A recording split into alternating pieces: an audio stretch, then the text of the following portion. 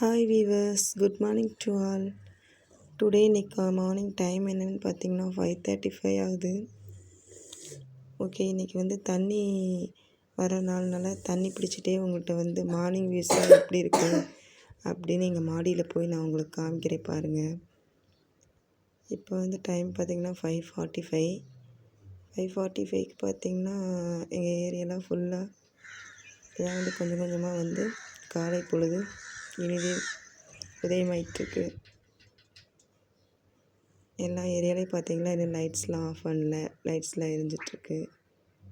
பார்த்திங்கன்னா சுற்றி ஒரு மலை தெரியுது பார்த்திங்களா, அது என்ன மலைன்னு கமெண்ட் பாக்ஸில் தெரிஞ்சால் சொல்லுங்கள்.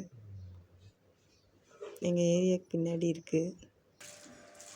இப்போ தண்ணி வருது, வாங்க தண்ணி பிடிச்சிட்டு மோட்ரு போட்டு வாசல்லாம் கழுவிட்டு தண்ணி பிடிக்கிற வேலையெல்லாம் கொஞ்சம் இருக்குது, அதெல்லாம் முடிச்சுட்டு உங்கள்கிட்ட மார்னிங் இப்போ திரும்பி சன்ரைஸ் ஆகிறத காமிக்கிறேன்.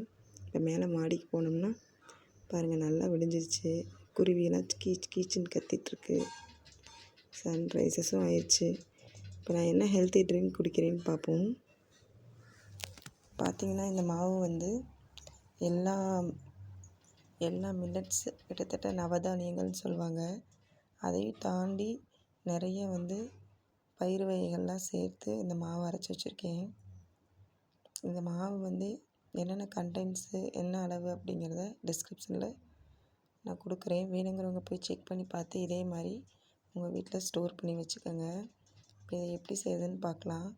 2 ஸ்பூன் அந்த சத்து மாவு, 2 ஸ்பூன் பார்த்திங்கன்னா வெல்லம்.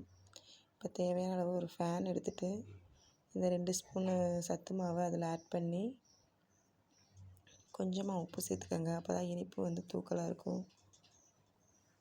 இப்போ தேவையான அளவு தண்ணி, உங்களுக்கு திக்காக வேணும்னா கொஞ்சம் தண்ணி கம்மியாக சேர்த்துக்கலாம். ட்ரிங்க் மாதிரி குடிக்கணும் அப்படின்னா தண்ணி கொஞ்சம் அதிகமாக சேர்த்துக்கலாம். இப்போ நான் உங்களுக்கு திக்காக எப்படி பண்ணுறது அப்படிங்கிறத காமிக்கிறேன். பார்த்திங்கன்னா தண்ணி சேர்த்ததுக்கப்புறம் இந்த மாதிரி தான் தண்ணியாக இருக்கும். ஆனால் நம்ம அடுப்பில் வச்சு கிண்டும்போது அது நல்லா திக்னஸாக வந்துடும். இப்போ ஸ்டவ்வை ஆன் பண்ணிவிட்டு இதை லோ ஃப்ளேமில் வச்சுட்டு நல்லா கிண்டி கொடுங்க. இப்போ நம்ம அந்த லோ ஃப்ளேமில் வச்சு கிண்டவே பார்த்திங்கன்னா அது அடிப்பிடிக்க ஆரம்பிச்சிடும்.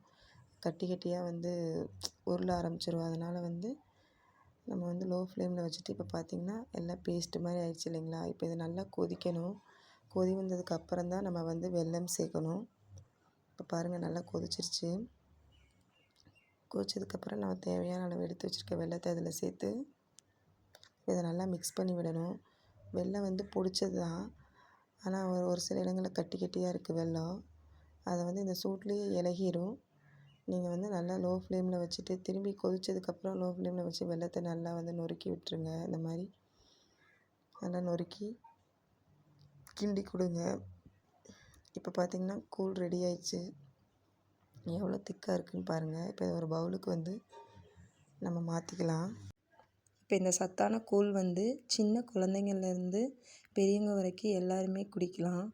ஓகே, இந்த வீடியோ பிடிச்சிருந்துச்சின்னா மறக்காமல் நம்ம சேனலுக்கு சப்ஸ்கிரைப் பண்ணிவிட்டு பக்கத்தில் இருக்க பெல் பட்டனை கிளிக் செய்யுங்க. தேங்க்ஸ் ஃபார் வாட்சிங். பாய்.